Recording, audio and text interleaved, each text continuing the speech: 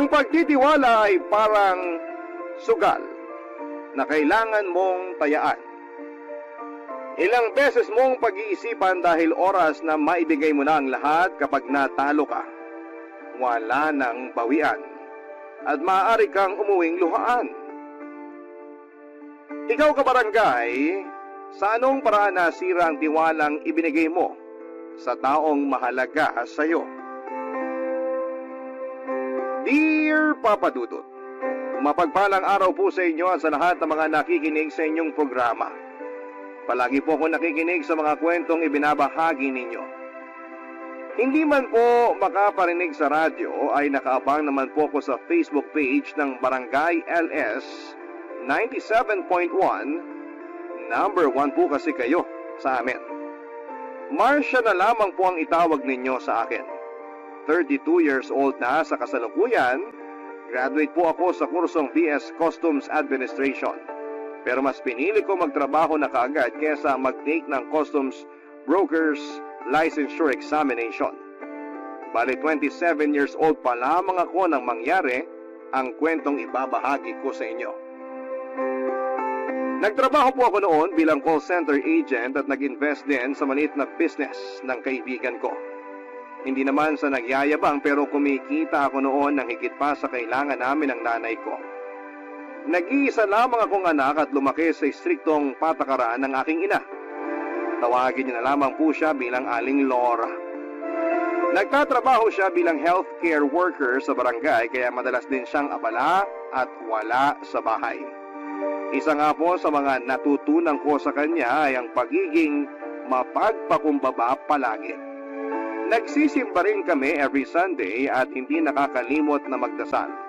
Nakatira kami sa isang magulong compound kaya sanay na ako sa kaliwat kanang bangayan at ingay. May pagka-boyish ako at mahilig ako maglaro ng basketball. Minsan pa nga ay nakakalaro ko yung mga tambay sa amin. No boyfriend since birth po ako at umabot na nga ako sa edad na 27 na hindi man lang natutong lumande dahil ang focus ko noon ay nasa career ko lamang at kung paano ako makakabawi kay nanay. May mga nagkakagusto rin naman sa akin at sumusubok naman ligaw pero hindi ko naman sila natitipuhan. Medyo pihikan po kasi ako, Papa Dudut. Hindi naman po ako pangit. Naisasali rin naman ako sa mga pageant sa barangay noon. Matangkad po ako, morena at may pagka-chinita, Papa Dudut. Kahit NBSB po ako ay meron naman akong matagal ng hinahangaan. At ang tanging koneksyon ko na lamang sa taong yon na matagal ko nang hindi nakikita ay ang gay best friend kong si Paul. Mas matanda ako ng 2 taon sa best friend ko na isang online seller at nagmamanage ng kanyang milk tea shop kung saan ako nag-invest, Papa Dudut.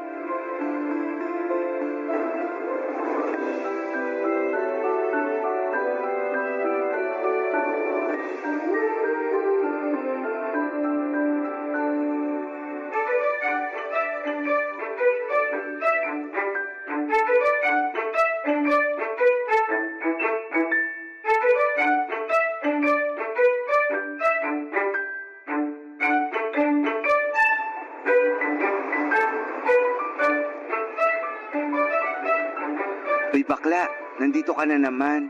Di ba dapat natutulog ka na? Asa ka pang makakatulog ako doon? Sa ingay ba naman ng mga kapitbahay? Hay, So ano, paiikliin mo na lang ang buhay mo kaya di ka na matutulog, ganon. dami namang sermon. Tinalo mo pa nanay ko ah. Seryoso ako, bakla ka.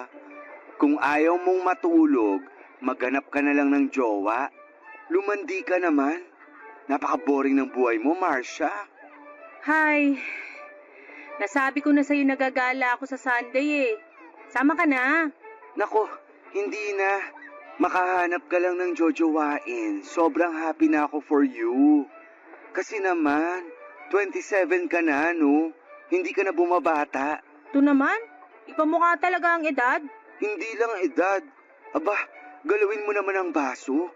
Baka mag-lock na yung cave mo down there. Sayang naman kung di man lang madidiligan. Alam mo, nakakaloka na yung mga sinasabi mo. Nakakahiyang isipin. Tsaka feeling ko, di pa talaga ako ready para dyan. Gusto ko, ibibigay ko lang yung una ko sa taong gusto at mahal ko. Yung pakakasalan ako. Ang drama naman ng beshi ko. Sige na nga, di na kita pipilitin. Baka mamaya basahan mo pa ako ng Bible verse. Ikaw, yung bunganga mo talaga. Sa ginagawa mo kasi, tatandang dalaga ka na lang talaga. Bigyan mo rin naman ang sarili mo ng pagkakataong pumasok sa isang relasyon. Sumubok ka lang. Hay nako, bahala ka dyan, Paul. Basta ako, masaya na ako sa buhay ko. May boyfriend man o wala. Ay sus, sinasabi mo lang yan dahil wala pang dumarating. Ah, siya nga pala, naalala mo pa si Joshua? Joshua? As in si... Oo, yung kababata nating crush na crush mo noon. Balita ko, nakauwi na raw from Cebu. Nachika sa akin ng nanay niya nung bumili ng milk tea rito. Nandyan daw sa kanila ngayon para magbakasyon. Ano, gusto mo ba siyang makita? Ha? Makita? Ayun, tingnan mo to. Biglang nautal. Siguro may gusto ka pa rin dun, no? Ano ka ba? Wala na kaya. Ang tagal na nun Saka, ang tagal ko na rin siyang di nakikita. Baka mamaya, may girlfriend na pala siya o asawa. Dami naman agad sinasabi. O siya, ako na ang magsasabi sa'yo. Wala pa. Wala pa siyang jowa. Mag-isa lang naman siya nung umuwi. Nakasalubong ko pa nga kagabi after ko magsara nitong shop. Talaga? Ano? Nagkwento ba siya sa'yo? Sus, yan ba yung wala nang gusto? Mukhang excited ka na makita ulit si Joshua. Paul naman Baka may makarinig sa'yo rito na nakakakilala sa kanya. Nakakahiya. Bakit ba takot na takot ka? Wala namang masama kung magiging close kayo ni Joshua o kahit maging kayo pa. Yun ay kung single nga talaga siya. Sa'yo naman walang duda. Kilalang kilala kita mula ulo hanggang paa. Parang hindi pa kasi ko handang makita siya Hala siya. Makareact, kala mo ex si Joshua. Alam mo kasi, sa liit nitong lugar natin, imposibleng hindi kayo magkita nun. Alam ko naman, pero kasi nakakahiya talaga Paano kung nalaman pala niya nun na nagkagusto ko sa kanya? Ano ka ba? Past is past. Maliban na lang kung aamin ka ulit ngayon. Uy, namumula siya. Uy, tumigil ka nga dyan. Kaibigan din natin yun. Ano ka ba? Mas close nga lang kayo. Tama na nga yung drama mo. Eto na, tatawagan ko na. Invite kong mag-dinner para magkita na kayong dalawa. Ha? Paul, huwag na. O ayan, nagri-ring na.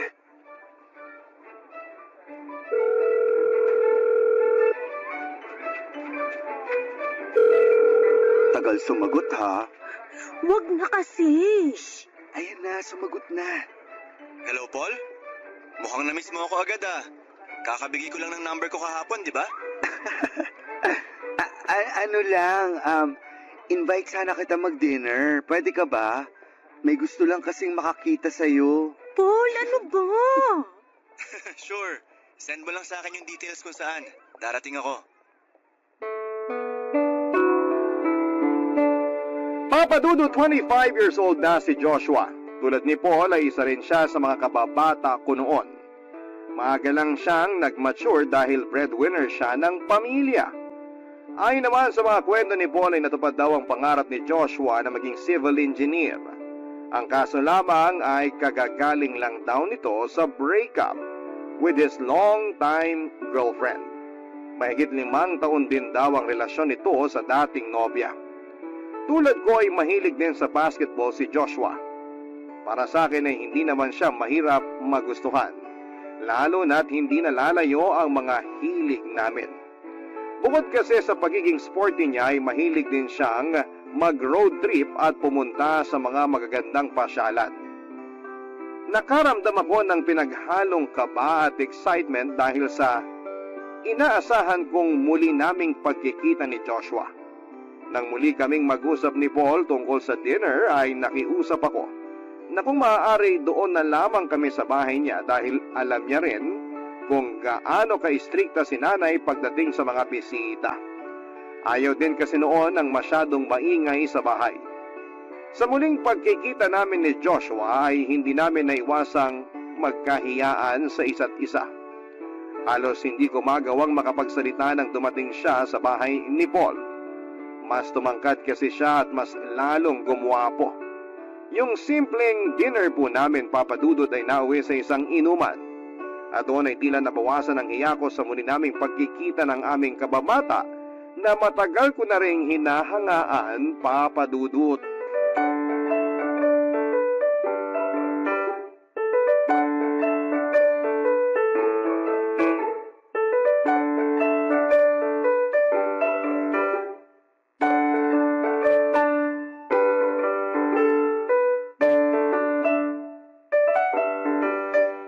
Marami pa akong beer sa ref.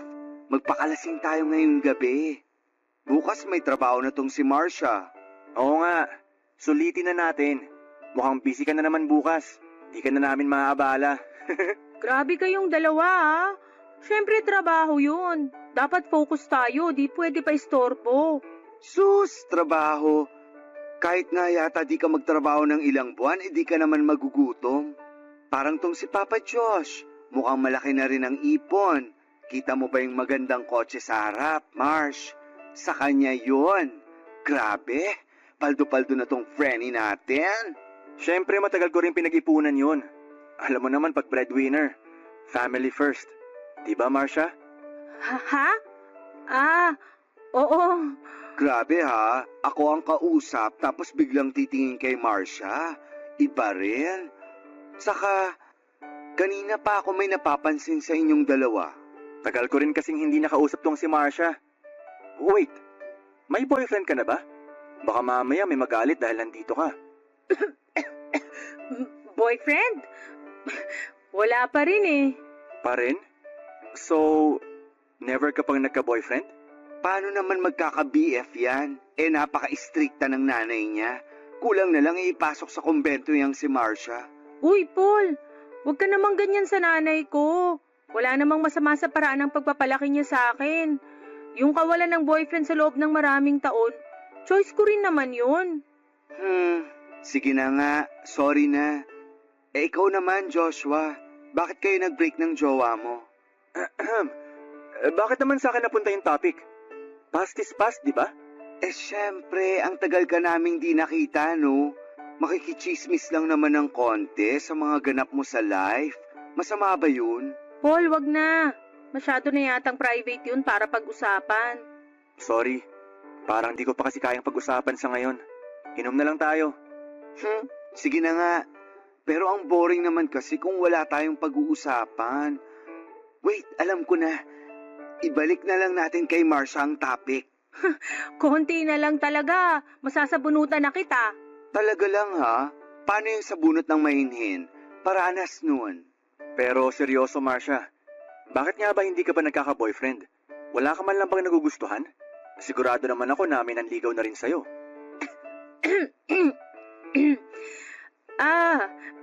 Meron naman akong nagugustuhan.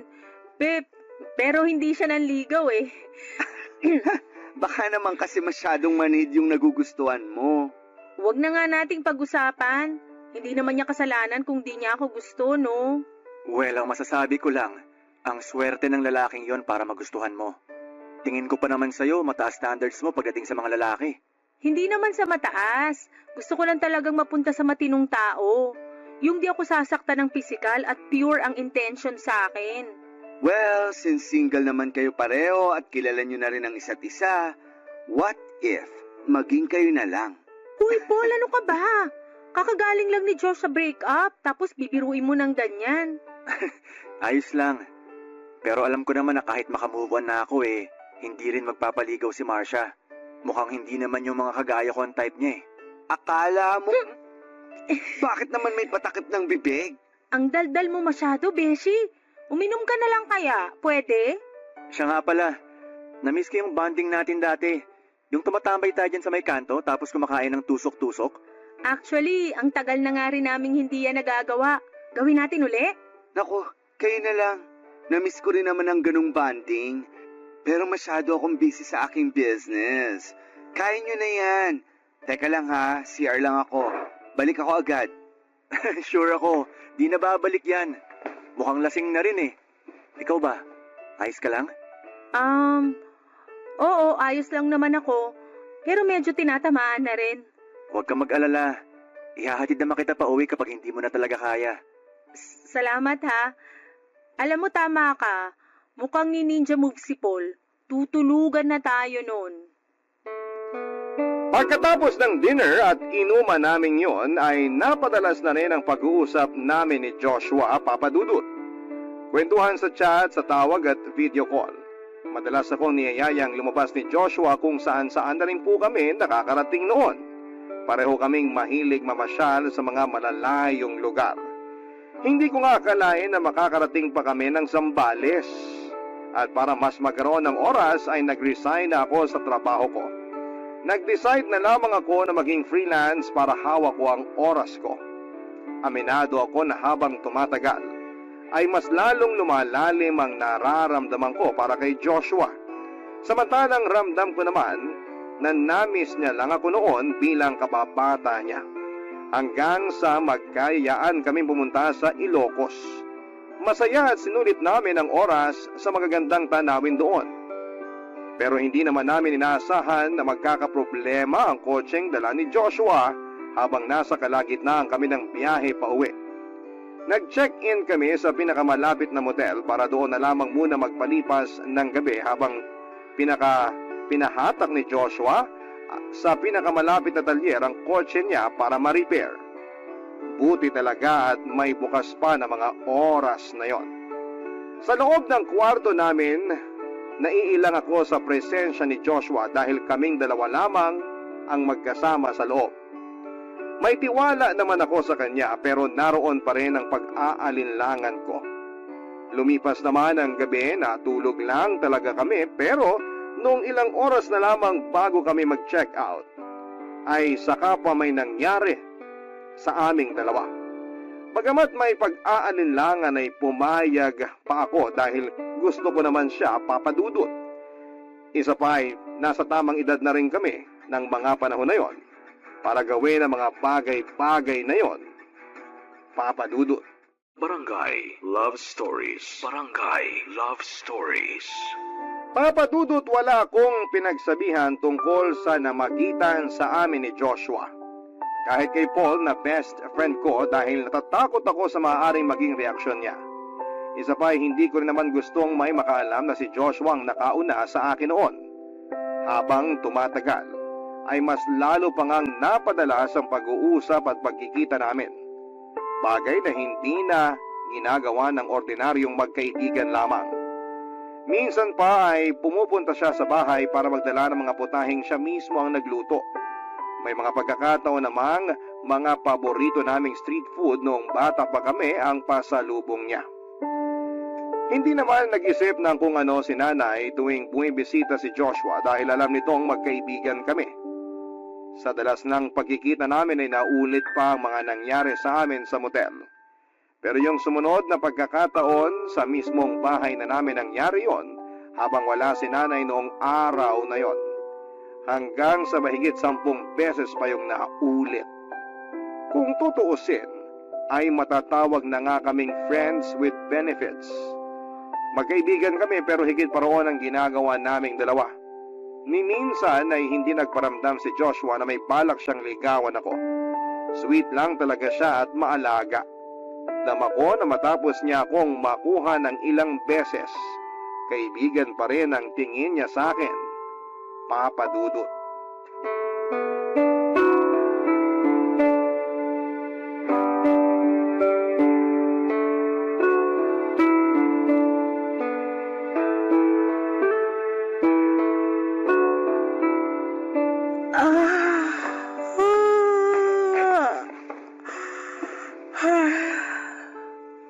Nay, ano pong dinner natin? Magluluto ako ng kare-kare. Gusto mo ba ulit ng vegetable salad? Igagawa kita. Wag na po, Nay. Magra-rice po ako ngayon. Masyado kasi akong nagutom kanina.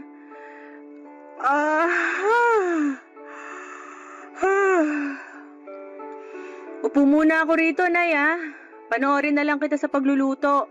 Bakit parang antok na antok ka? Ano bang ginawa mo kanina?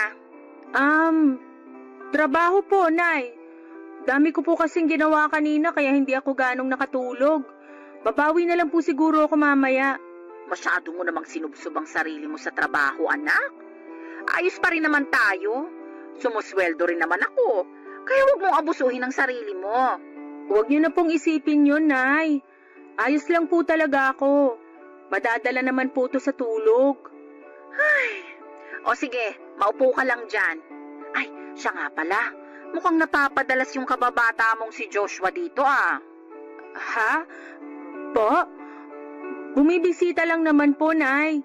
Saka nagpapadala rin daw po si tita ng pagkain. Bumibisita? Wala ka namang sakit. Nay naman eh. Nagmamagandang loob lang po yung tao. At saka hindi naman po siya nagtatagal dito. Kaya nagtatagal o hindi pa rin magandang tignan na madalas siyang narito sa bahay. Lalo't kayong dalawa lang ang naiiwan. Pero Nay, wala naman po kaming ginagawang masama. Nagkukwentuhan lang naman po kami rito tapos uuwi na siya. Kwentuhan? Umamin ka nga sa akin, Marsha. Ano ba talagang estado ninyong dalawa? Magkaibigan lang po kami. Alam kong nasa hustong edad ka na. Pero hindi pa rin mawawala sa akin ang kagustuhang gabayan ka. Maaaring kaya mo nang magdesisyon ng mag-isa. Pero sa ating dalawa, ako ang mas maraming karanasan kesa sa'yo. Naranasan kong masaktan ng sobra noon at ayokong danasin mo rin yon. Gusto ko po si Joshua. Matagal na. Pero hindi po ako sigurado kung ganun din ang nararamdaman niya. O kita mo na? Tapos hinayaan mo pang mapalapit ka sa kanya ng husto. Kung may manliligaw po ba sa akin, Nay, hindi niyo napipigilan? Hindi niyo na ba ako pagbabawalan? Hindi sa pagbabawalan kita. Kinikilatis ko lang muna sila ng maigi para masigurong sa mabuting tao ka mapupunta. Hindi ba't yun naman ang palagi kong sinasabi sa'yo? Iyon na nga po eh. Parang lahat na lang din ayaw niyo. Baka nga tama si Paul. Tatandang dalaga na lang talaga ako. Hindi kita pinagbabawalang magkaroon ng boyfriend. Pero sana, huwag ka masyadong magpapadala sa emosyon mo. Hindi ko gusto ang Joshua na yun para maging boyfriend mo. Tapos, ang unfair niyo po. Pinayagan niyo akong magka-boyfriend pero hindi naman ako pwedeng magdesisyon kung sino. Nakakasakal po yun, Nay. ganun ba? Ganun ba ang tingin mo sa ginagawa ko? Sinasakal kita? Opo, Nay. Dahil lahat na lang, kailangan niyo pang idikta sa akin. Nay, 27 na po ako. Ilang taon na lang magte-30 na ako. Nagsasawa ka na ba sa mga pangaral ko, Marsha? Hala, sige. Kung ayaw mo nang makinig sa akin, gawin mo na lang kung anong gusto mo. Nay naman, unawaan niyo rin naman po ako. Ayokong ganito tayo. Gusto ko lang din namang maranasang maging masaya. Gusto ko ring maranasang magmahal. Hindi tayo magiging ganito kung maayos kang magdesisyon. Basta, hindi mo ako mapipilit dyan sa gusto mo. Hindi ko gusto yung Joshua para sa'yo. Iba talagang pakiramdam ko sa lalaking yun eh. Malakas ang kutob ko na may tinatago siyang kung ano. Ay, ewan, bahala ka. Kung makikipagrelasyon ka sa kanya tapos nasaktan ka, huwag kang iiyak sa harap ko ha. Dadagukan talaga kita. Sa kabila ng pagtutol ni nanay ay patuloy pa rin akong nakipagkita kay Joshua Papadudut. Hindi ko magawang tanggihan si Joshua tuwing nag-aaya siyang lumabas. Meron ding mga araw na ako ang nag-invite sa kanya.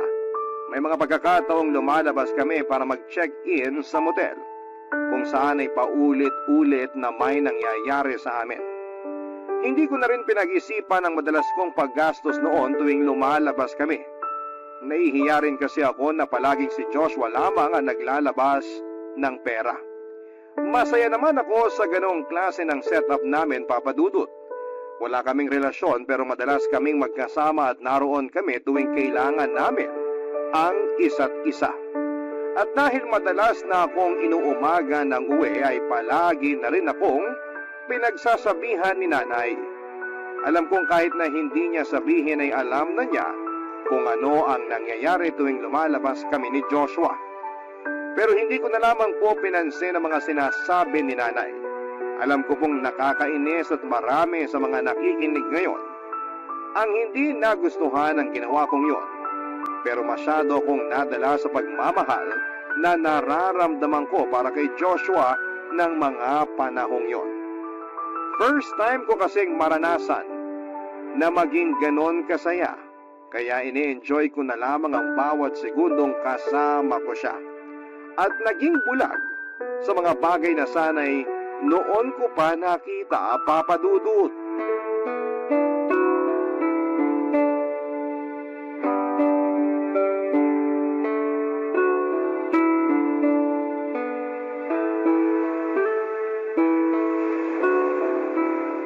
Ganda talaga dito sa tabing dagat, no? Sana pala noon pa tayo nakapunta dito. Oo nga eh. Sayang di kita agad nasama dito.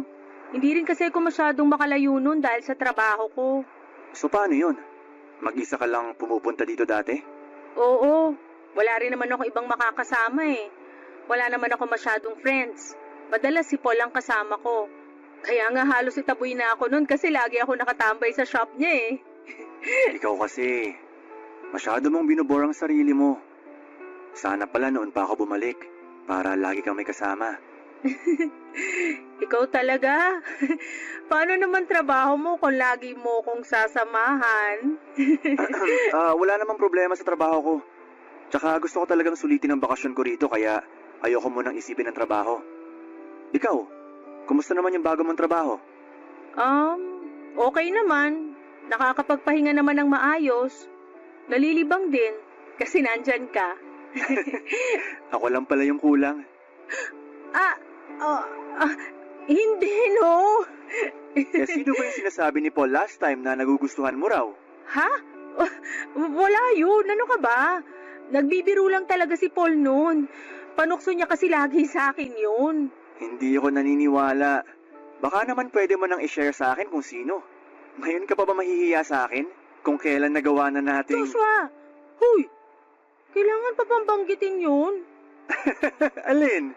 Yung may nangyari na sa atin ng maraming beses, pero nahihiya ka pa rin sa akin? Nakita mo na nga lahat sa akin eh. Sabi lang wag mo nang banggitin eh. Ito naman, nangahampas pa. Mapanakit ka. Tsaka, bakit ka ba nahihiya? Eh tayo lang naman na nandito. O sige nga, magsasalita ba yung mga bato sa harap natin para i-judge ka? Ayoko na ha. Tama na. Feeling ko talaga lulubog na lang ako sa kinauupuan ko. Napakamahiyain mo naman. Pero parang di ka ganyan nung nandun tayo sa motel. Alam mo, kung yan lang pag-uusapan natin, uuwi na lang ako. Teka, dito ka lang. Huwag kang umalis. Ito nagtampo naman agad. Sorry na. Payakap nga. Yakap lang ha. Paano kung may gusto pa ako bukod sa yakap? Sandali. May gusto pala akong itanong sa'yo. Ano yon? Yung ex-girlfriend mo, wala na ba talaga kayo noon? Para kasing lagi kang umiiwas kapag napapag-usapan natin siya eh. Wala na nga kami noon. Nakipaghiwalay na ako bago pa magbakasyon dito. Hanggang ngayon ba naman duda ka pa rin sa akin? Hindi naman sa ganon. Gusto ko lang makasiguro. Kasi naman, ilang beses nang may nangyari sa atin. Tapos, ganon na lang ba yon? Anong ibig mong sabihin? Ano ba talaga tayo, Joshua? May patutunguhan ba tong ginagawa natin? Ang seryoso mo naman. Siyempre darating din tayo ron. Pero sa ngayon, may iba akong gustong gawin. At sa pagkakataong to, sa loob naman ng kotse ko. Uy, Joshua! Papadudod sa kagustuhan ko na mag-level up naman ang relasyon namin ni Joshua, ay sinimulan ko na mag-effort para sa kanya. Alam kong magkaibigan pa rin kami pero gusto kong maramdaman niya kung gaano siya ka-espesyal sa akin. Nang sumapit nga ang birthday niya ay nagplano ako ng surprise celebration para sa kanya. Kinasabwat ko pa noon ang nanay niya at bunsong kapatid. Nagluto ako sa bahay nila at umorder ng karagdagang handa. Habang nagluluto, nagkukwentuhan kami ng nanay ni Joshua. At dahil ang alam lang ng nanay niya ay mag-best friend kami, Marami itong naikwento sa akin.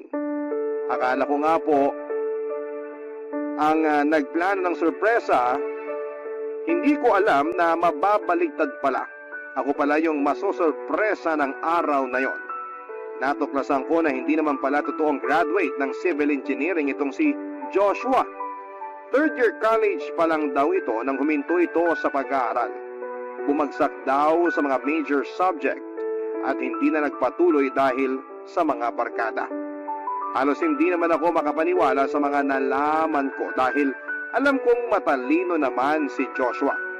At dahil hindi nakatapos ng kolehiyo ay nahirapan daw na makahanap ng trabaho si Joshua hanggang sa sinubukan itong mamasukan bilang welder sa construction sa Cebu. Ilang taon na rin daw ito sa ganong trabaho hanggang sa tinamad ng pumasok at nagpasya munang umuwi para magbakasyon. Sa sama ng loob ko ng araw na yon ay wala sa sarili akong umuwi sa amin, Papa Dudut. Hindi ko na rin tinuloy ang sorpresa para kay Joshua at kahit maraming tanong sa akin ng nanay niya, ni isa sa mga yon ay hindi ko na nagawa pang sagutin dahil sa sorpresang mga nalaman ko tungkol kay Joshua. Barangay Love Stories. Barangay Love Stories. Papadudot, bukod sa pagsisinungaling ni Joshua tungkol sa trabaho niya ay nalaman ko rin mismo sa nanay niya na nabuntis niya ang ex-girlfriend niya.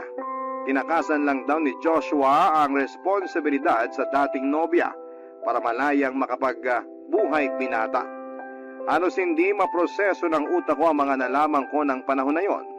Pakiramdam ko kasi sa nangyayaring yon sa akin ay parang pumasok ako sa isang teleserye at hindi ko na magawa pang makalabas.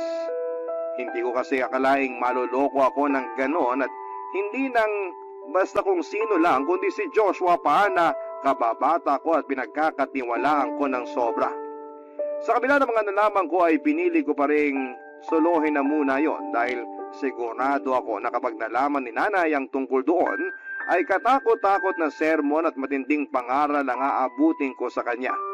Hindi malabong ipamukha niya sa akin ang maling desisyong nagawa ko. Nasa una pa lang ay sinubukan na niyang tutulan.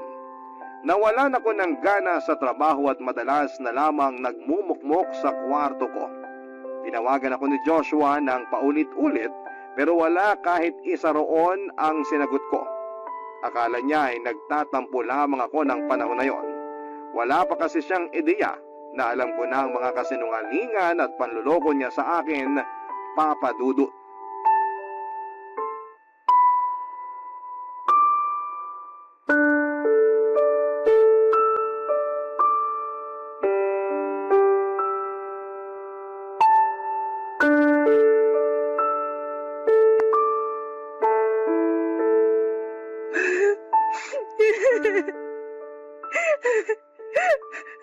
Ang tanga-tanga ko. Ang tanga-tanga ko po.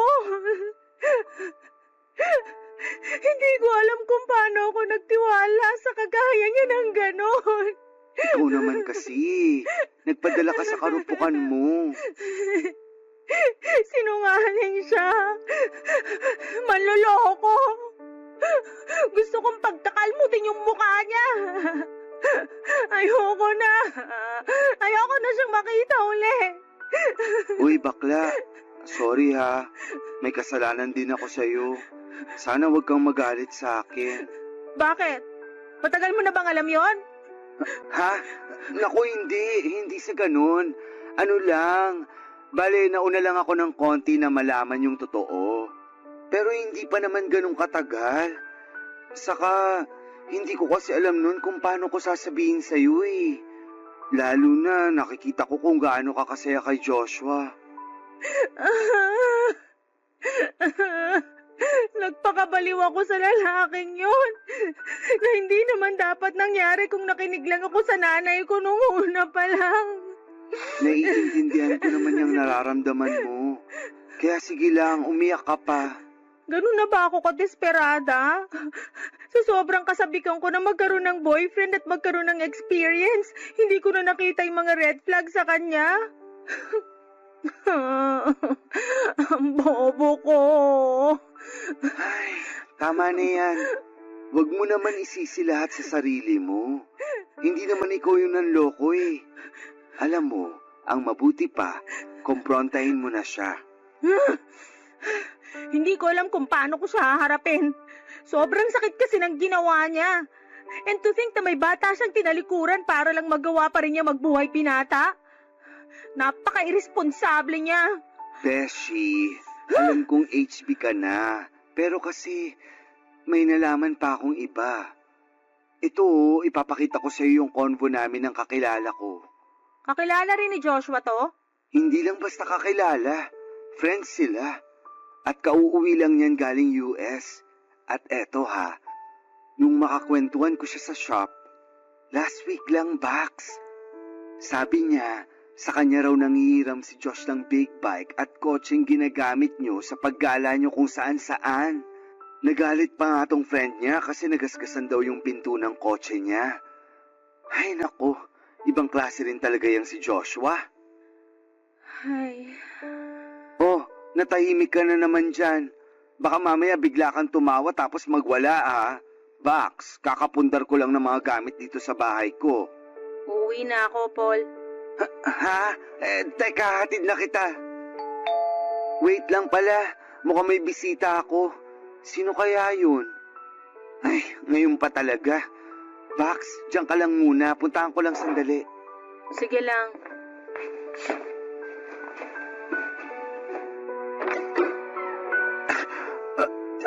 Joshua? Ikaw pala? Anong atin? Pasensya na sa istorbo, Paul. Nandiyan ba si Marcia? Pinuntahan ko kasi siya sa bahay nila. Pero sabi ni tita wala naman siya ron. Baka raw nandito. Wala siya rito. Paul, sige no. Pakausap naman sa kanya, please. Hindi naman ako ang magdedesisyon kung kakausapin ka niya o... Ay, ayun na pala siya. Paul, sige na. Sa labas na lang kami mag-uusap. Okay, sige. Ikaw, Joshua, sumunod ka sa akin. Marcia, ano bang problema? Bakit ayaw mo akong kausapin? Ang kapal ng mukha mong magtanong? Sa tingin mo kakausapin pa kita matapos kung malaman lahat ng panloloko mo sa akin? Panloloko? Ano bang sinasabi mo? Huwag ka na nga magpaka-inosente dyan. Gusto mo bang isa-isahin ko pa mga kasinungalingan mo? Sige, unahin na natin yung ex-girlfriend mo na tinakbuhan mo matapos mong buntisin. Ha? Paano mo nalaman? Sa nanay mo mismo. Ngayon ka magsinungaling sa akin. Sabihin mong hindi totoo lahat ng nalaman ko. Grabe ka, Joshua. Iniiwan mo yung nabuntis mo para magbuhay binata ka dito. Ginago mo kung hayop ka. Sandali lang. Magpapaliwanag muna ako, Marcia. Wag na.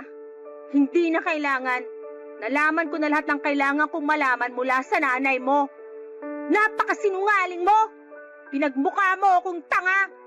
Maling-mali ako ng pagkakakilala ko sa'yo. Patawarin mo ko. Hindi ko alam kung mapapatawad pa kita sa lahat ng panloloko mo sa akin. Sana nagsabi ka na lang ng totoo para hindi na tayo umabot sa ganito. Huwag ka nang magpapakita sa akin, buwisit ka. Marcia! Utang na loob, layuan mo na ako.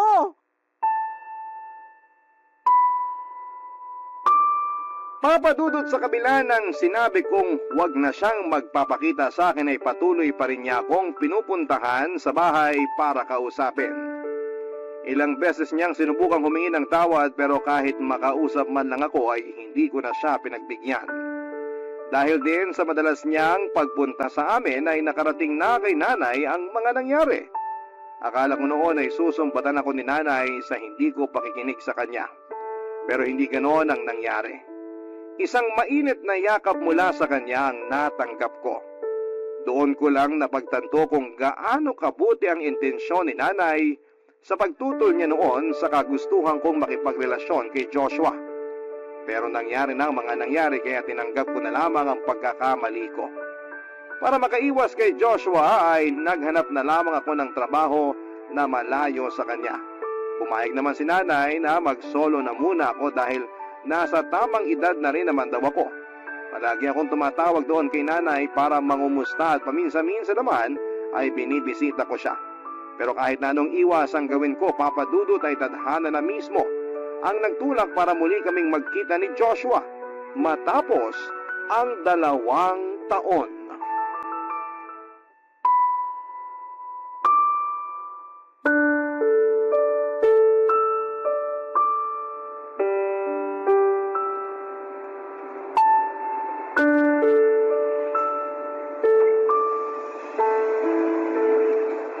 Marcia? Joshua? Anong ginagawa mo rito sa terminal? Pinauwi ako ni nanay. Namimiss na raw kasi ako. Hinihintay ko na lang yung paalis na bus. Ikaw? Obvious ba? Malamang uuwi rin. Hay! Sa dami naman na makakasabay ko, ikaw pa talaga. Galit ka pa rin pala sa akin. Sorry. Ano bang inaasahan mo sa muling pagkikita natin? Sasalubungin kita ng yakap at tatadta rin ng halik? Tanga ka ba? Naiintindihan ko naman kung galit ka pa sa akin. Hindi rin kita pipiliting patawarin na ako. Buti alam mo. Sungit mo na talaga. Pero kahit hindi ka interesado, gusto ko pa rin magkwento. Ayokong makinig sa mga kwento mo. Pwede ba lumayo-layo ka sa akin? Naaalibadbaran ako sa presensya mo eh. Wala naman ako nakakahawang sakit. Tigilan mo nga yung drama mo. Di bagay sa'yo. Nakahanap na nga pala ako ng trabaho. Di ko naman tinatanong. Alam kong hindi. Kaya nga magkukwento na lang ako eh. Tsaka para na rin di ka mainip habang naghihintay.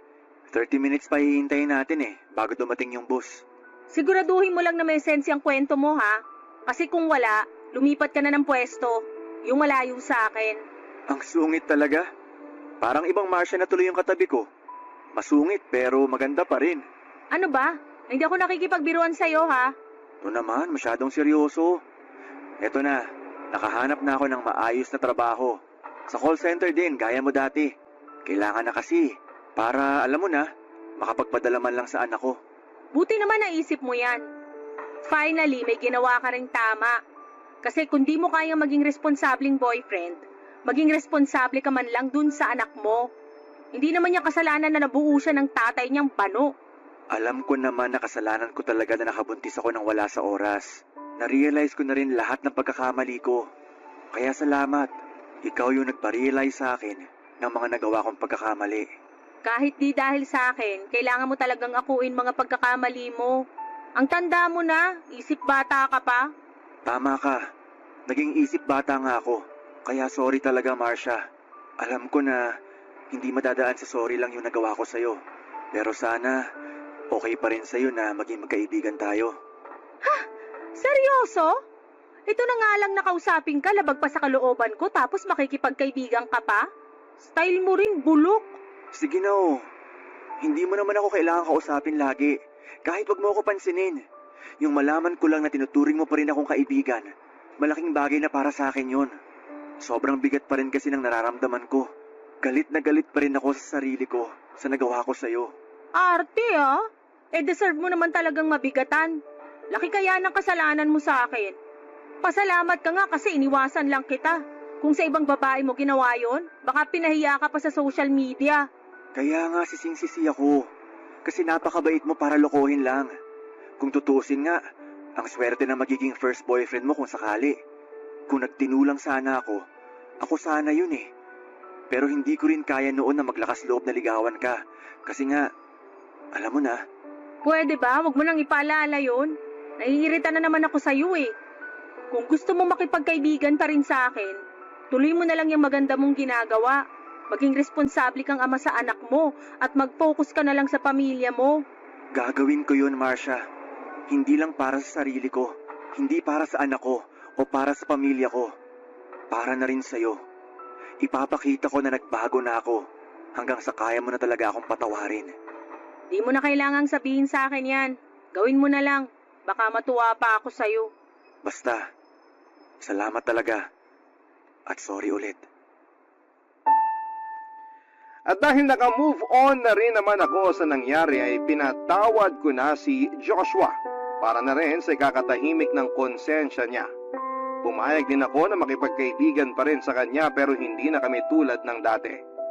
Ang mahalaga ay natuto na siya sa mga pagkakamali niya at kahit paunti-unti ay nagagawa na niyang itama. Papa Dudut, noong araw na nagkita ulit kami ni Joshua sa terminal ng bus ay 1 taon na lang at magte-30 na ako. Pero wala pa rin akong nagiging boyfriend. Masyado kasi akong lapitin ng mga cheater at playboy. Buti pa nga ang BFF kong si Paul, nakatagpo na siya ng gwapo at maalagang boyfriend. Pero 3 buwan lang mula nang muli kaming magkita ni Joshua ay may nakilala ako sa isang dating site. Lisensyadong civil engineer siya at nag-match naman kami sa mga hilig namin, lalo na pag-usapang tusok-tusok. Sa pagkakataong yon ay sinigurado ko muna na lahat ng sinabi niya sa akin ay totoo at hindi gawa-gawa lamang. Dahil nadala na talaga ako noon kay Joshua at matapos lang ang ilang buwan naming pagdidate ay ipinakilala na niya ako sa mga magulang niya. Hindi ko na rin naman pinatagan ang panliligaw niya dahil pareho lang naman kami ng nararamdaman para sa isa't isa. Hindi ko po akalain na sa kabila ng mapait at pinagdaanan ko sa first love ko ay makakahanap pa ako ng lalaking matino. Papadudot, sa mismong araw na sinagot ko ang first boyfriend ko ay saka naman dumating ang isang malungkot na balita sa akin. Wala na raw si Joshua. Naaksidente raw ito habang nagmomotor. Umuwi ako sa probinsya para makiramay sa pamilyang naiwan niya. Kasama ko ang boyfriend ko noon at sa kabila ng pagluluksa ay naging masaya naman para sa akin ng nanay ni Joshua. Nagpasalamat pa siya sa akin noon dahil sa halip daw na gantihan ko ang ginawang panluloko ng anak niya ay mas pinili ko na lamang na magpatawad. Sa ngayon ay masaya po ako sa love life ko, Papa Dudut. Engaged na rin kami ng boyfriend ko at malapit ng ikasal. Maraming salamat po, Papa Dudut, sa pagbabahagi ng kwento ko at maraming salamat din sa lahat ng mga kabarangay natin na nakinig at taus-pusong nagpapasalamat din po ako sa Barangay Love Stories para sa pagkakataong may bahagi ito. Hindi masama ang magpaganda at maging maalaga sa sarili. Ang mahalaga ay masaya ka at walang tinatapakang tao sa klase ng buhay na iyong pinili. Ikaw, kabarangay, paano mo ipinakikita ang pagpapahalaga mo sa iyong sarili? Dear Papa Dudut, mapagpalang araw po sa inyo at sa mga kabarangay nating laging nakatutok sa inyong programa.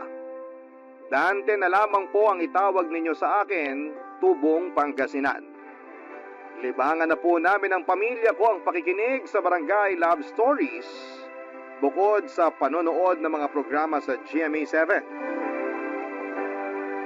58 years old na po ako sa ngayon at yung kwento ko naman ay nangyari 13 taon na ang nakakalipas. Pangingisda na po ang naging hanap buhay ko noon mula nang makapagtapos ako ng high school. Meron din akong kapatid na itago na lang natin sa pangalang Mando. 10 taon ang agwat naming dalawa. Pareho kami na napilitang magtrabaho sa murang edad pa lamang at hindi na nakapagtapos pa ng pag-aaral dahil ulilang lubos na kami. Maputi naman ako noon, Papa Dudut, at masasabi ring magandang lalaki. Pero nasunog na lamang ang balat ko sa araw dahil sa klase ng trabaho ko. Noong una ay maliit lang ang kinikita ko sa pagsama sa pangingisda. Maliit lang kasi ang bangkang ginagamit namin, pero sa katagalan ay nadagdagan na rin naman yon nang isama na ako ng tiyuhin ko sa laot. May-ari siya ng malaking fishing boat at siya rin ang operator nito. Nang panahong yon, Papa Dudut, ay may kinakasama na ako. Amor na lang ang itawag namin or natin sa kanya. 11 taon ang agwat namin. Dalaga pa siya nang makilala ko at mukha pang mas bata kesa sa edad niya. Mahilig kasi siya sa mga nabibiling beauty products. Maganda siya at maganda rin ang hubog ng katawan. Nahirapan nga ako na ligawan siya noon dahil marami akong naging karibal sa kanya. 2 taon pa lang kaming nagsasama ni Amor, Papa Dudut. At dahil palagi akong nasa laot ay siya lang ang naiiwang mag-isa sa bahay, kasama ang mga alaga kong aso na sina Patik at Brownie. Hindi pa man kami nagsasama ay alaga ko na ang mga yon. Inaabot naman ng 1 linggo o higit pa yung pangingisda namin, Papa Dudut. Pinakikisuyuan ko na lamang noon si Mando na paminsan-minsan ay bumisita sa bahay at doon na rin matulog para may makasama si Amor. Pero dahil sa trabaho nito ay bihira lang din itong makauwi. Konduktor kasi ng bus si Mando. Kadalasan ay doon na ito nakikitulog sa bahay ng kasamahan nito sa trabaho. Hindi naging madali para sa akin na palagi akong malayo kay Amor, Papa Dudut. Pero tiniis ko ang lahat para makaipon at nakontento na lamang sa ilang araw na nagkakasama kami noon bago umalis para muling sumama sa pangingisda, Papa Dudut.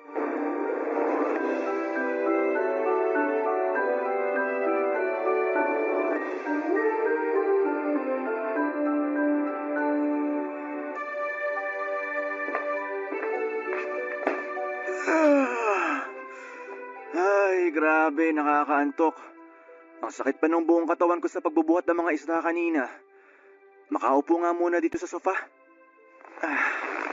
Ikaw naman kasi. Pwede namang hindi ka muna sumama kahit 1 linggo lang. Pero masyado mong inaabuso yung sarili mo sa trabaho. Tingnan mo, tinanghali ka na ng uwi. Kung di ka pa nga dumating dadala na sana kita ng pananghalian dun sa fishport. Ano, gusto mo ba imasahe kita? Aba, syempre hindi ko tatanggihan yan. Pero mas maganda kung mamayang gabi na lang. Para pagkatapos ng masahe, alam mo na, sexy time naman. Gusto ko yan. Yan ang gusto ko sa'yo eh. Wala nang arte-arte pa. Ay, teka, may bibigay nga pala ako sa'yo. Mukhang alam ko na kung ano yan. Excited na ako. Ikaw talaga.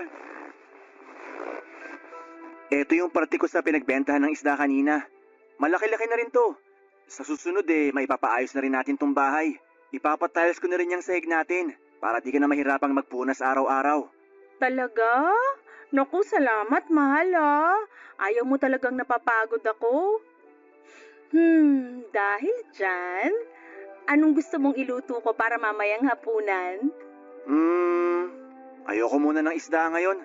Nilagang baboy na lang siguro para makahigop ako ng mainit na sabaw. Sus, yun lang pala Samahan ko na rin yan ng pork chop para ganahan ka mamaya.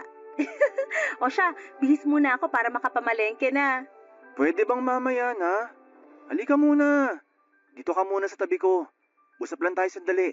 Namiss kita Sus, pwede naman yan mamaya. Kahit magdamag pa kung gusto mo. Mamaya ka na umalis. Marami pa namang oras para mamalengke ka Pero baka wala na akong maabutan na sariwang karne sa palengke kung hapon pa ako pupunta. Mahal naman. Kahit ilang minuto lang. Sige na nga. Ikaw talaga. Minsan na nga lang maglambing Eto na nga. Uupo na sa tabi mo. Kumusta ka naman dito habang wala ako? Wala bang nanggugulo o nangungulit sa'yo? Wala naman. Alam mo namang tahimik dito sa atin. Tapos karamihan pa nga ng mga nasa paligid mga kamag-anak mo lang din. Kaya nga ang dami ring nakikialam Nakikialam? Sino namang nakikialam sa'yo, mahal? Naku, hayaan mo na. Kaya ko na yun. Ikaw ba? Kamusta yung pakiramdam na walang katapusang tubig lang yung nakikita mo sa laot? Okay naman. Kahit minsan nakakainip din. Tsaka namimiss kasi kita kaya excited laging umuwi. Sandali. Nasaan yung isa nating aso? Si Brownie. Nandun sa labas. Pagala-gala lang naman yung isang yun. Umuwi lang pag nagugutom na. Siyempre.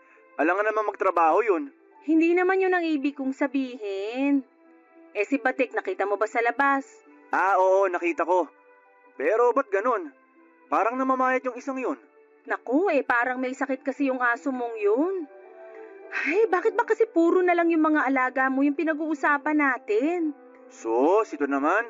Huwag mong sabihin nagsiselos ka sa mga aso natin. Ha? Hindi, no? Kung hindi, yakapin mo nga ako. Yung mahigpit, Tapos samahan mo na rin ng manamis-namis na halik. Alam mo, ikaw, ang aga-aga pa para dyan sa kaharutan mo. O bakit? May oras ba dapat yon? Na-miss nga kita eh. Namiss din naman kita, pero pwede bang maligo ka muna? Medyo amoy daing ka na eh. Amoy kabibilad na daing pa lang naman. Papadudot nung una ay ayos lang sa akin kahit minsan ay napapabayaan na ni Amor ang mga alaga naming aso at yung ibang gawain sa bahay. Alam ko naman na naghahanap buhay din siya noon kaya hindi yun naging problema sa aming dalawa. Pinapaalalahanan ko na lamang siya at pinagsasabihan sa maayos na paraan para maiwasan yung hindi namin pagkakaunawaan. Noong sunod na uwi ko naman ay pinahinto ko na siya sa pagmamanicure para hindi na niya kailangang pumunta sa kung saan-saan para maghanap ng customer. Katwiran ko naman noon ay sapat na yung kinikita ko sa pangingisda para sa aming dalawa, kaya hindi na niya kailangang magtrabaho pa. Pero kahit nasa bahay na lamang siya at wala nang ibang ginagawa ay naging pabaya pa rin siya noon, papadudot. Bukod pa roon, ay may mga pagkakataon din na umuuwi ako na hindi si Amor ang naaabutan ko sa bahay, kundi yung mga kalat na mukhang ilang araw nang hindi nalilinis. Tuwing tinatanong ko naman siya kung saan siya pumupunta ay lagi niyang inililihis ang usapan. Nagtanong-tanong ako sa iba kong kamag-anak na kapitbahay lang namin noon kung may alam sila sa madalas na pag-alis ni Amor. At hindi ko nga inaasahan nang sabihin nilang madalas nang nakikita sa sugalan ng kinakasama ko. Bagay na kahit minsan ay hindi niya nabanggit sa akin. Doon ko na rin nalaman, papadudot, ng perang iniipon namin ay unti-unti na niyang inuubos sa pagsusugal.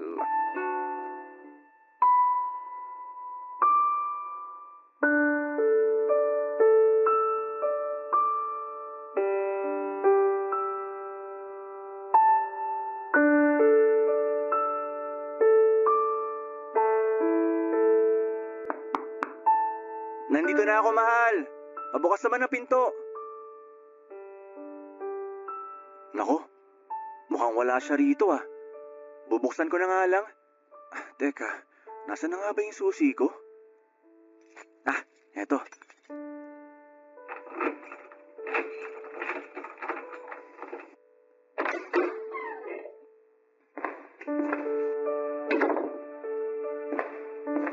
Nasaan kaya yung babaeng yun? Teka, anong amoy yun? Parang nabubulok na. Anak ng tokwa! Ang daming kalat naman ito. Di man lang ba siya naglilinis ng bahay? Ay, pagod na nga sa pangingisda, ako pa maglilinis. Pambihira talaga. Mahal, anong ginagawa mo rito? Nagka-problema yung bangka, kaya napaaga ako ng uwi. Ikaw, saan ka galing? Ako? Dyan lang. Pumunta lang ako sa bahay lang ng kaibigan ko. Sa bahay lang ng kaibigan mo, posturang-postura ka. Ikaw naman, masama na bang mag-ayos ngayon? Siyempre, nasanay naman talaga ako nagpapaganda bago lumabas ng bahay. Masama na ba yun ngayon? Wala akong sinasabing masama magpaganda. Ang sa akin lang, bago mo sana gawin yan, asikasuhin mo muna tong bahay. Tinan mo, ang dami ng kalat. Pati mga maruruming damit kung saan-saan na lang nakalagay. Ang init naman agad ng ulo mo. Sige na, magbibihis lang ako, tapos lilinisin ko na yung mga kalat na yan. Gusto mo? Pati ikaw, linisan ko na rin. Para namang sinabi mo ng napakadumi ko. Naku, hindi. Ano ka ba? Hindi naman yun ang ibig kong sabihin. Bakit ba kasing init-init masyado ng ulo mo? Magtatanong ka pa? Ikaw kayang umuwi ng pagod na pagod, tapos dadatnan mong walang tao sa bahay, tapos ganito pa kakalat. Mahala, medyo nakaka-offend na yan. May inaasikaso lang kasi talaga ako, kaya lagi akong wala dito sa bahay. Ano ba yung inaasikaso mo? Yung para sa bago kong negosyo. Nagpapaluwagan kasi kami ng kaibigan ko para mapaikot pa yung perang iniipon natin. Di ba't sinabi ko naman sa'yo na hindi mo na kailangan gawin yun? Ako nang bahala sa mga gastusin dito sa bahay. Oh, yung mga aso wala na naman. Buhay pa ba ang mga yon? Ano kasi, si Batik hindi na umuwi rito. Si Brownie naman nandun sa likod ng bahay. May sakit yata. Pambihira naman, Amor. Hindi mo man lang ba hinanap? Hinanap ko. Pero hindi ko na kasi nakita. Baka, napagtripan na ng mga tambay. Ano na lang ba kaya mong gawin dito? Mukhang lahat na lang napapabayaan eh. Pasensya ka na. Alam mo namang wala akong hilig sa mga hayop eh. Saka nangangagat yung mga aso mo. Ang hirap pa amuin eh. Paano nga aamo sa'yo kung di mo naman pinapakain? Hindi naman mahirap gawin yun eh, pero hindi mo pa rin magawa. Samantalang sa pag-aayos mo, ilang oras ang inuubos mo para lang magmukha kang ganyan. Teka nga lang, Dante. May problema ka ba sa pag-ayos ko? Wala nga. Wala akong pakialam kahit maghapon ka magpaganda. Basta yung mga alaga natin, mapakain mo sa tamang oras at makapaglinis ka naman ng bahay. Ganun lang kasimple. Kasi kung kukuha pa tayo ng katulong para gumawa ng mga yon, kailan pa tayo makakaipon ng papaayos nitong bahay? Oo na, sige na. Maglilinis na at pakakainin ko na yung mga alaga nating aso. Hahanapin ko rin uli si Batik.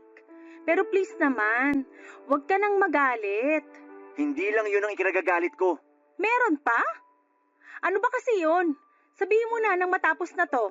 Magsabi ka nga ng totoo. Sa kaibigan ka ba talaga pumupunta? O tumatambay ka sa sugalan? Ha? Sino naman nagsabi sa'yo niyan? Hindi na mahalaga kung sino nagsabi sa akin nun. Sagutin mo na lang yung tanong ko sa'yo. Hindi yun totoo. Ano ka ba naman, mahal? Huwag ka nang magalit dyan. Ipagluluto na lang kita ng masarap na ulam pagkatapos kong maglinis ng bahay. Siguraduhin mo lang na hindi ka nagsisinungaling. Kasi hindi mo magugustuhan yung gagawin ko pag nagkataon. Mga padudot, bagamat pinalampas ko ang nagawa ni Amor ng panahong yon, ay hindi pa rin nawala ang pagdududa ko sa kanya. Kahit kasi hindi ko ito itanong, ay meron pa rin nakapagsabi sa akin na hindi lang sa pagsusugal na uubos ang perang ibinibigay ko kay Amor, papadudot. Bukod sa pagbili ng kung ano-anong produktong pampaganda ay sumasali na rin siya sa mga paluwagan na mga imported at may kamahalang bag para masunod ang luho niya. Wala naman sanang problema kung gagastusin niya ang pera para sa sarili niya gamit ang sarili kong pera.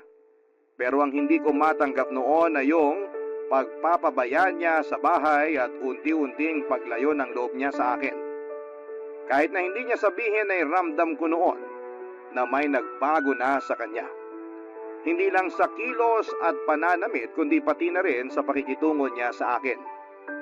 May mga pagkakataon kasi na parang pinandidirihan niya ako. Dumagdag pa sa mga iniisip ko ang usap-usapang nakarating sa akin na meron daw lalaking kinikita si Amor tuwing umaalis ako. Guwapo raw ang lalaki at mukhang may kaya sa buhay. Pero dahil mas matimbang ang pagmamahal ko sa kanya ay binaliwala ko noon ang mga naririnig ko at mas naniwala na lamang sa sinasabi niya. Inudyukan na rin ako ng tiyuhin ko na magkaroon ng sariling anak para meron ng pagkakaabalahan si Amor. Sa kagustuhan kong magkaroon na rin ng anak ay kinausap ko si Amor at sinabi ko sa kanya ang mga plano ko. Hindi lang para makabuo kami ng sarili naming pamilya, kundi dahil wala na akong nakikita pang ibang babae na makakasama ko habang buhay. Maliban sa kanya, ng panahong yon, papadudot. Barangay Love Stories. Barangay Love Stories. Papadudot, pumayag naman si Amor na magkaanak na kaming dalawa. Ikinatuwa ko naman yon dahil akala ko ay tututol siya sa ideyang yon. Naging sabik na lagi ako tuwing uuwi mula sa ilang araw na pangingisda dahil inaasahan ko na noon na mabubuntis na ang kinakasama ko. Sa sobrang excited ko ng panahon na yon ay hindi pa man buntis si Amor, ay pinaghandaan ko na ang mga gastusin para sa panganganak niya. Wala naman akong bisyo kaya hindi yon naging mahirap para sa akin. Hindi rin po ako ng bababae kahit minsan ay hindi maiwasang mapalapit ako sa tukso dahil sa mga kasama ko sa pangingisda na medyo makalokohan sa buhay. Nakailang subok na rin kami noon ni Amor na magkaanak. Mag-iisang taon na kami naghihintay at umaasa na mabubuntis siya pero nabigo kami ng panahon na yon. Nang patignan ko siya sa doktor ay maayos naman ang resulta at malusog din siya kaya walang nakitang dahilan kung bakit hindi siya mabuntis. Pero nung ako na ang nagpatingin sa doktor, Papa Dudut, ay halos gumuho ang mundo ko nang malaman ko na baog pala ko. Mababa raw ang sperm count ko kaya hindi kami makabuo, Papa Dudut.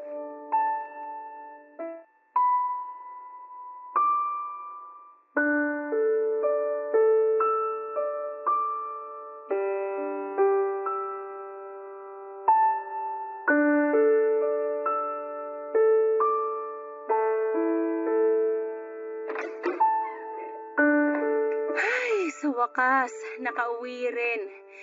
Nakakapagod. Halos 2 oras din yung biyahe natin mula Alaminos hanggang dito sa Infanta. Ay. Uy, ba't ang tahimik mo dyan? Nagugutom ka na ba? Magluluto ako ng... Wala akong ganang kumain. Ay, nako. Iniisip mo ba yung sinabi ng doktor? Huwag mo na kasi masyadong isipin yun. Ay, nakakapanlumo lang kasi talaga.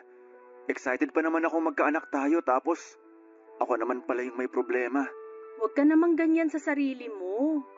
Wala naman may gusto nun. Kahit naman ako, umaasa rin na mabubuntis ako pero ganun talaga eh. Mukhang hindi talaga para sa atin yun. Hindi lang kasi nang inaalala ko, mahal. Baog ako. Ano pang kwenta ng pagiging lalaki ko kung hindi naman ako magkakaanak? Tumigil ka nga dyan. Hindi lang naman sa pagkakaroon ng anak na susukat ang pagiging lalaki ah. Mabait ka, responsableng tao at wala pang bisyo. Hindi ba pwedeng maging sukatan yon? Hindi eh. Noon ko pa gusto magkaroon ng sariling pamilya. Pero hindi ko pa nahahanap ang babaeng gusto kong makasama ng pangmatagalan. Tapos ngayong nahanap ko na, tsaka naman... Mahal naman. Pwede naman tayong mag-ampon kung gugustuhin mo lang. Hindi mo naiintindihan, mahal. Ang bigat kasi para sa akin nun eh. Yun na lang sana yung maipagmamalaki ko. Yung balang araw, may matatawag ako na anak ko. Yung sariling dugo at laman ko talaga. Nagsuggest lang naman ako. Yun na lang kasi yung alam kong paraan. Maliban na lang kung magkakaroon ng himala. May punto ka naman eh. Naiintindihan ko naman yung sinabi mo. Pero kahit kasi malaki naman ang kinikita ko sa pangingisda, hindi pa natin kakayanin yung gasto sa legal na proseso ng pag-aampon. Eh pwede namang hindi na lang idaan sa legal na proseso ah. Sino bang nagsabi sa'yo niyan at paniwalang-paniwala ka naman? Nabanggit sa akin ni Chong dahil nagplano na rin siyang mag-ampon noon. Hindi lang magastos kundi matagal din yung proseso. Hindi naman kasi basta-basta yun gaya ng iniisip mo eh. Hindi yun kagaya lang ng pagkupkup ng mga napupulot na aso sa kalye. Na kapag inuwi mo, pinakain at inalagaan, sa'yo na. Ano nga gagawin natin? Magdasal. Huwag muna tayong tuluyang panghinaan ng loob at isipin agad na mag-ampon. Naniniwala ako na pwede pang magkaroon ng milagro, mahal. Milagro? Seryoso ka ba?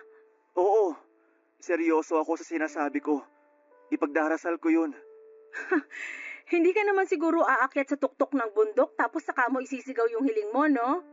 Kahit ano pa yung pinaka-weirdong bagay na pwede kong gawin, gagawin ko, mahal. Dapat nga binatili na yung anak ko sa edad kong to. Pero wala eh. O sige, hindi kita pipigilan sa kung anumang balak mong gawin. Kung sa ganung paraan gagaan yung loob mo. Kahit libutin ko pa siguro lahat ng simbahan dito sa Pilipinas, matupad lang yung hiling ko. Walang kaso sa akin yun. Mahal, magpahinga ka na lang kaya muna. Hindi nga pahinga ang kailangan ko. Kahit buong 1 linggo pa akong matulog, hindi mawawala sa isip ko yung nalaman ko. Alam mo, naiintindihan ko naman yung pinagdaraanan mo ngayon. Pero sana, huwag ka naman sa akin magalit. Hindi ko rin naman ginusto na mabaog ka. Pumayag na nga ako na magkaanak tayo, di ba? Pwede ba? Mamaya na lang tayo mag-usap.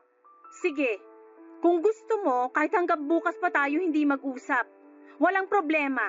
Ang hirap kasi sa'yo. Gusto mo ikaw lang yung iintindihin. Palibhasa, hindi ikaw yung may kakulangan sa ating dalawa. Kaya madali para sa'yo na sabihin yan. Alam mo, mas mabuti pang ang di na lang muna tayo mag-usap. Mag-isip ka kahit hanggang kailan mo gusto. Papa Dudut, hindi lang yon ang huling beses na nagkaroon kami ni Amor ng pagtatalo. Hindi kasi naging madali para sa akin na tanggapin na hindi ako magkakaanak pa. At lagi niya ring ipinipilit noon na mag-ampon na lamang kami. Siguro kung meron man sa mga nakikinig ngayon yung pareho sa sitwasyon ko ay maunawaan din ang pakiramdam ko ng panahon na yon. Para kasi sa isang tulad ko na gustong magkaanak, parang katapusan na ng mundo nang malaman ko na baog ako.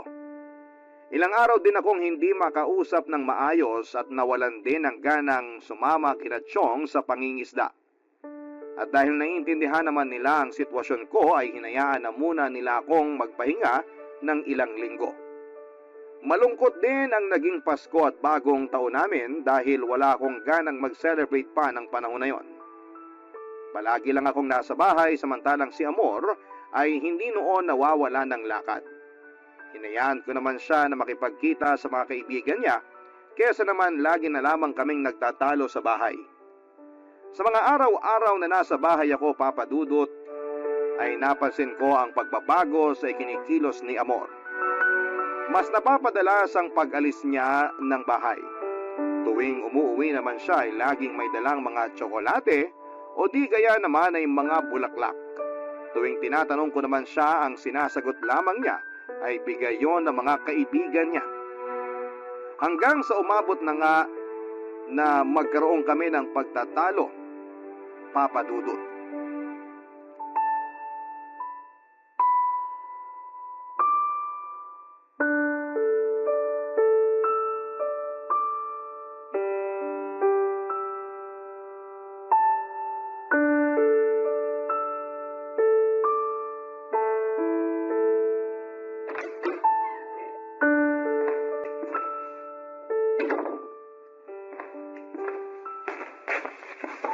Saan ka na naman galing?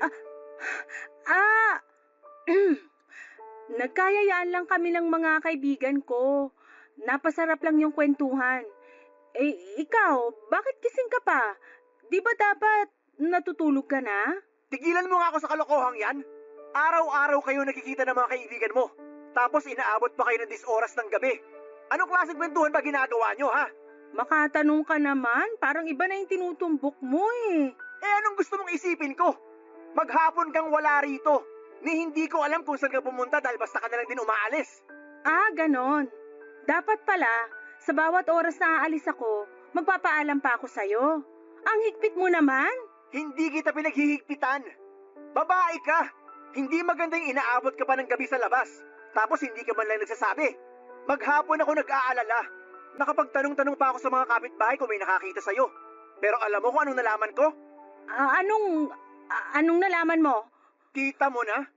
Sa reaksyon mo pa lang na yan, halatang may itinatago ka sa akin. Kung ako sa'yo, umamin ka na lang. Kesa ipamukha ko pa sa'yo yung kagaguhang ginagawa mo. Anong kagaguhan? Sinabi ko naman, di ba? Mga kaibigan ko lang yung kasama ko kanina. Hindi naman mahirap intindihin yon. Sige, pagbibigyan kita.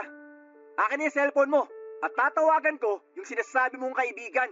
Kapag mali ako, tatanggapin ko yon.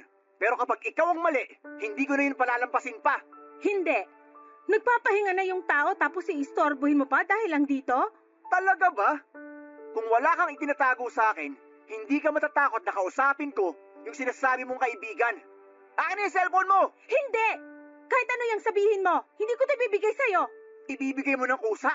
O sapilitan ko yung kukunin dyan sa bag mo? Wala akong ibibigay. Tapos ang usapan. Akala mo ba hindi ko napapansin yung pag-aayos mo? Na dati naman hindi mo ginagawa? Yan. Yan kasing hirap sa inyong mga lalaki. Pag nag-aayos kami, minamasama nyo. Pag nagmukha naman kaming losyang, maghahanap kayo ng ibang mas maganda sa amin. Alam mong di yan ang pinupunto ko. Ano? Parang masyado kasing big deal sa'yo yung pag-aayos ko eh. Kung alam mo lang, ang dami kong naririnig tungkol sa'yo. Sa pagsusugal mo, Sa pagsali mo sa paluwagan ng mga mamahalin mong bag, aanin mo ba yung mga yon? Hindi tayo mayaman. Kaya naman pala galit na galit ka. Ayaw mong gastusin ko yung pera mo. Yung mga bag na galing sa paluwagan, pwede ko rin ibenta yung mga yon pag nagipit tayo. Hindi tayo magigipit kung marunong ka magtipid at gamitin ang pera sa tama.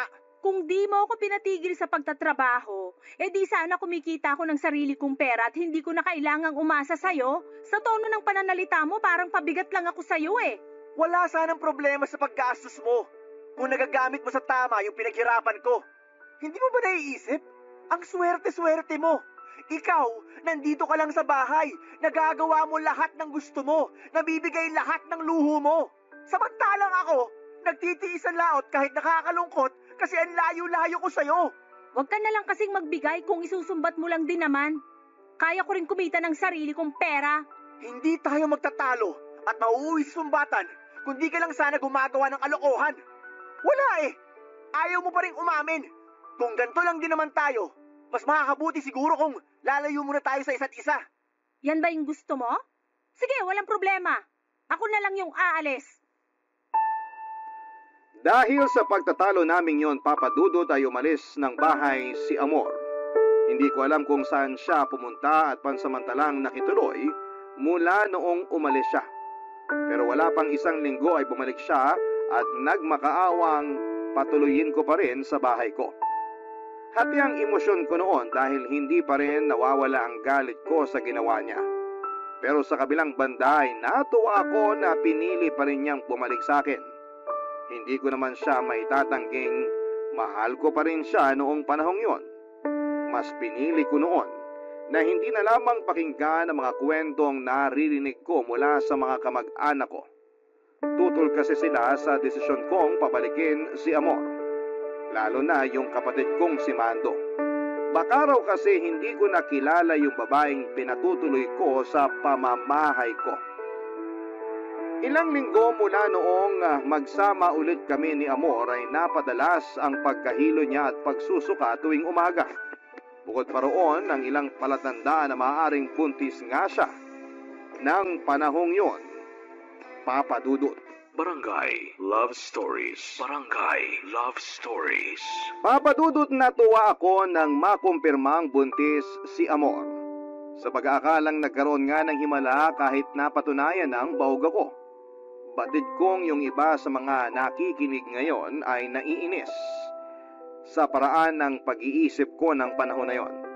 Pero naging bulag ako sa posibilidad na hindi ko anak yung dinadala ni Amor.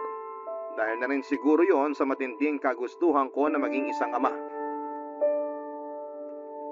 Noong malaman ni Mado ang tungkol sa pagbubuntis ni Amor ay agad itong naghinala.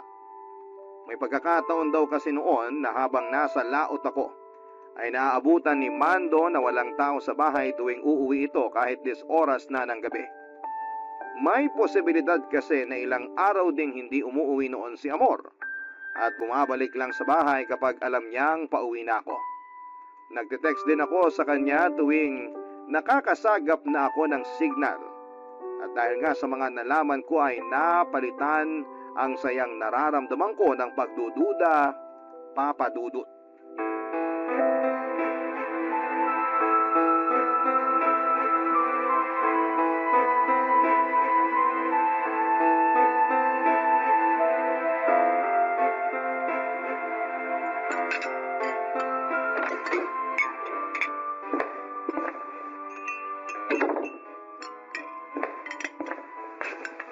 Oh, mahal. Nandiyan ka na pala.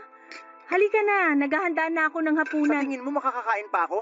Matapos kong malaman yung tungkol sa mga kalandian mo habang wala ako? Ano na naman ba yun? Pwede ba? Huwag ka na magmaang-maangan pa. Dahil marami na rin nakakita sa'yo na kung sino-sinong lalaki nakakasama mo tuwing wala ako. Paulit-ulit na lang tayo, Dante. Wala nga akong lalaki. Baka yung nakita nilang kasama ko nung araw na yun yung kasali rin sa paluwagan. Paluwagan? Huwag mo nga akong ginagago. Paluwagan ng bag? Sasali yung mga lalaking nakitang kasama mo? Alam mo, ayoko makipagtalo sa'yo. Makakasama pa sa pagbubuntis ko yung ginagawa mo. Alalahanin mo, anak mo tong dinadala ko. Ha? Bakit? Gaano ka ba kasiguradong sa akin yung dinadala mo, ha? Baka naman bunga na yan ang kalandian mo. Sige na, huwag ka nang mahiya. Aminin mo na kung sino yung ama ng bata. Wala akong kailangang aminin sa'yo. Ikaw ang ama ng batang to at hindi kung sino lang. Akala ko ba gustong-gusto mo maging tatay? Oo, gusto ko maging tatay. Pero hindi sa paraang sasaluhin ko yung bunga ng kalandian mo. Hanggang kailan mo ba ipipilit na hindi ikaw yung ama nito, ha? Naduduwag ka na ba? Kaya pinapasa mo na lang sa iba yung responsibilidad mo? Wala akong ipinapasang responsibilidad. Alam mo sa sarili mo na hindi ako ang ama niyan. O baka naman hindi mo na rin alam kung sino sa kanila. Tumigil ka na! Sumusobra ka na sa mga binibintang mo sa akin. Anong akala mo sa akin? Pokpok na basta na lang titihaya sa kung sinong makakasama ko? Nakita ka ng tiyahin ko.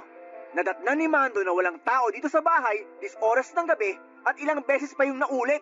Sige nga, ipaliwanag mo yun ngayon. Makikinig ako. Baka sakaling paniwalaan ko pa yung kasinungalingan mo. Ano? Di ka na makapagsalita? Kasi, totoo.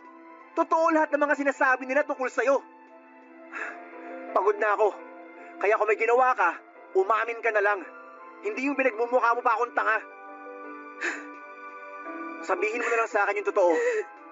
Bakit naghanap ka pa ng iba? Sorry. Nadala lang ako ng tukso. Eh di inamin mo rin. Bakit ka natukso? Dahil ba mas gwapo sila at mas mabango? Hindi. Huwag ka nang mahiya. Sabihin mo na lang yung totoong dahilan. Hindi ka nga nahiya nung nalalaki ka eh. Huwag ka na magpanggap na mahiya ka pa dyan sa katawan mo. Sige. Gusto mo ng diretsahang sagot? Oo, mas gwapo sila. Mas mabango at mas magaling sa kama. Yun ba? Yun ba yung gusto mong marinig? Huwag mong sipain yung panang mesa. Sa akin kagalit, di ba? Alam mo kung bakit ako nagkakaganito? Kasi yung katwiran mo. Alam mo naman kung anong trabaho ko. Mangingisda ako, amor. Malansa at mainit sa laot. Anong inaasahan mo pagbalik ko? Maputi at mabango pa rin ako? Hindi ako tanga. Alam ko naman yon, pero sana hindi mo pa rin pinabayaan ang sarili mo. Tingnan mo yung itsura mo. Mapagkamalang ka ng tatay ko. Ang lupit mo! Inibutan mo na ako sa ulo. Iniinsulto mo pa ako. Sino ba nagsimula nito? Di ba ikaw rin naman? Hindi ko yun gagawin kung nagtino ka lang sana. Tigilan na natin to. Pagod na ako makipagtalo sa'yo. Bukas na bukas din, umalis ka na sa pamamahay kong to. Ayoko nang makita ni anino mo rito. Papadudot kong nahirapan akong tanggapin yung pagiging baog ko. Hindi ko akalaing mas mahihirapan pala ako na tanggapin ang panlulokong ginawa ng babaeng balak ko pa sanang pakasalan ng panahong yon. Umalis nga si Amor kinabukasan. Balita ko noon ay doon siya nakituloy sa bahay ng kaibigan niyang nagpapaluwagan ng mga mamahaling bag. Bukod doon ay wala na akong iba pang balita tungkol sa kanya. Mula noong mawala siya sa bahay, aminado po ako na nami-miss ko pa rin ang presensya niya. Nasanay kasi ako noon na siya ang lagi naghahanda ng pagkain namin. Sa pagkawala niya sa bahay, siya namang pagbalik ng alaga kong aso na matagal-tagal na rin hindi umuwi. Kahit pa paano ay nabawasan ang lungkot na nararamdaman ko noon. Alam ko na tama lang ang naging desisyon kong palayasin siya para ipamukha ang panlulokong ginawa niya sa akin habang nagpapakahirap akong magtrabaho para sa aming dalawa. Pero may parte sa akin na pinagsisisihan kong itinaboy ko siya. Dahil na rin siguro mahal ko pa rin siya noon sa kabila ng lahat ng maling nagawa niya. Hindi ko inaasahang babalik siya sa akin makalipas lang ang halos 1 buwan mula nang palayasin ko siya. Paulit-ulit siyang humihingi ng kapatawaran na hindi ko naman kaagad ibinigay. Tinanggap ko siya at muling pinatuloy sa bahay ko, Papadudot. Wala na raw kasi siyang ibang matutuluyan kaya nakiusap na lamang siya sa akin kung pwedeng makituloy pansamantala. Marupok man akong maituturing ng panahon na yon, ay hindi ko na lamang yon inisip. Lalo na't nadala na rin ako sa awang nararamdaman ko nang malamang tinakasan siya ng lalaking nakabuntis sa kanya. Alam ko rin kasi na hindi siya babalik sa akin at makikiusap na patuloyin kung may iba pa siyang malalapitan. Inisip ko na lamang noon ang batang nasa kanyang sinapupunan na walang kamalay-malay sa ginawa niyang kalokohan. Ilang buwan ding malamig ang pakikitungo ko sa kanya at batid ko na aalis din siya kapag nakahanap na ng malilipatan, pero habang tumatagal ay mas lalo pong naging mahirap para sa akin na paalisin siya sa ganong kalagayan niya, Papa Dudut.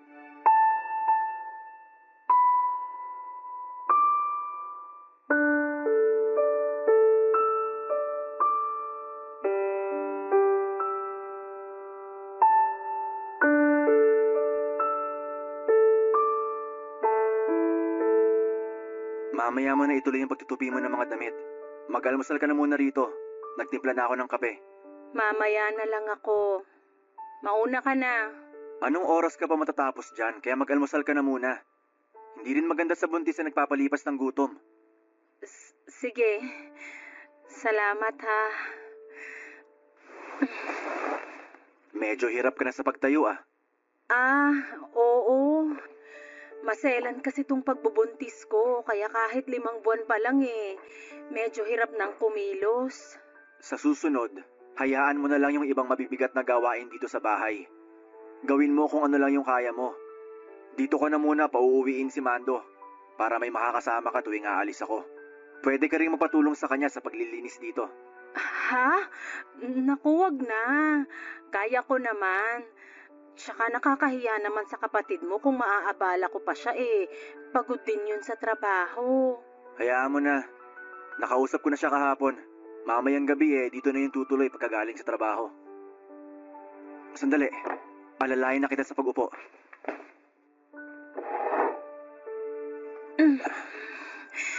Salamat. Kumain ka ng marami ha. Sige, salamat. Ituloy mo na lang yung pagtutupi mo ng mga damit mamaya. Ako na lang yung magluluto ng tanghalian natin. Sige. Ikaw ang bahala. Nga pala, tuloy pa ba yung paglipat mo? Oo, tuloy naman yun. Ano kasi, kulang pa yung naitabi kong pera para sa pangrenta. Pasensya ka na kung natagalan na ako rito sa bahay mo. Huwag ka mag-alala. Siguro, mga 1 buwan na lang at makakaalis na rin ako. Hindi naman kita pinapaalis. Naitanong ko lang kasi sabi mo nga, masela niya pagbubuntis mo. Baka lang mahirapan ka kung lilipat ka pa. Pero, paano ka magkakaroon ng bagong girlfriend kung nandito pa rin ako sa bahay mo? Baka maging dahilan pa ako ng... Wala naman akong nililigawan, kaya imposibleng magkaroon ako ng girlfriend. Ay, wag na nga natin pag-usapan yan. Ganito na lang, wag ka na munang umalis. Wala namang kaso sa akin kahit dito ka tumira hanggang sa makapanganak ka. Tutulungan na rin kita sa gastusin.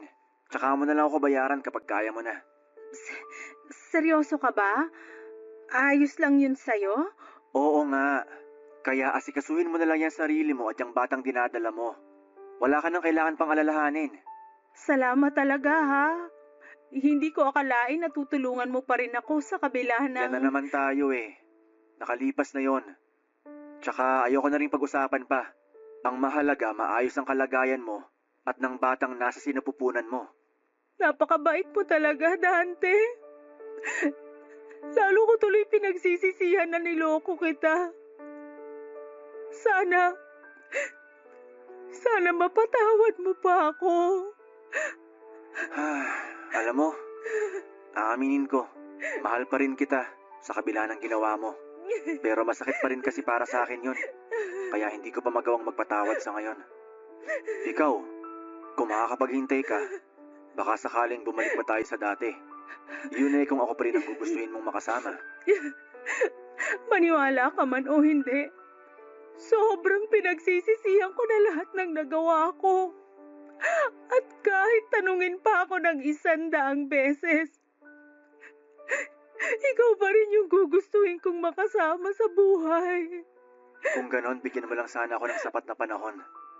Dahil sa oras na patawarin na kita, aayain na kita magpakasal. kung hindi ka kayang panagutan ng ama niyang dinadala mo, aakuin ko ang batang yan. Aalagaan ko kayo mag-ina. Pero sana hindi ka na maghanap pa ng iba. Hindi na. Promise, hindi na. Magpapakatino na ako. Hindi lang para sa'yo, kundi para na rin sa magiging anak natin. Papa Dudut, tinupad naman ni Amor ang pangako niya na magbabago na siya. Ibinenta na niya mga mamahaling bag na nakuha niya mula sa paluwagan at itinabi ang pera para sa panganganak niya. Hindi naman nagtagal ay napatawad ko na rin siya, Papa Dudut. Hindi nga pala talaga ganon kadaling magpatawad kapag mabigat ang naging kasalanan sa iyo ng isang tao. Pero nang panahon na yon ay mas nangibabaw ang pagmamahal ko sa kanya. Doon ko kasi napagtanto na hindi ko pala kayang mapalayo sa akin si Amor.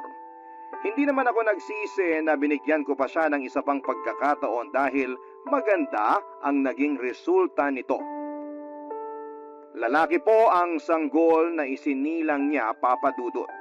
At gaya ng pangako ko ay inako ko ang bata at inalagaan na parang isang tunay na anak.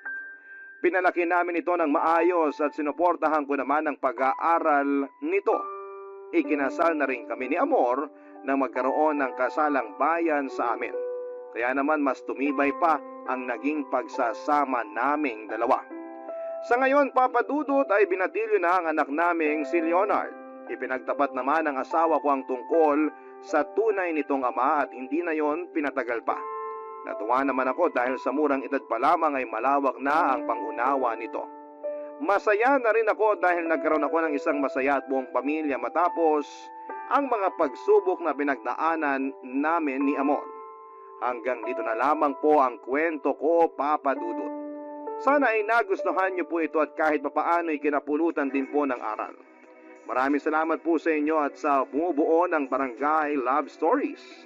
Isang karangalan po na mabigyan ako ng pagkakataon na maibahagi ko ang kwento ko dito sa inyong programa.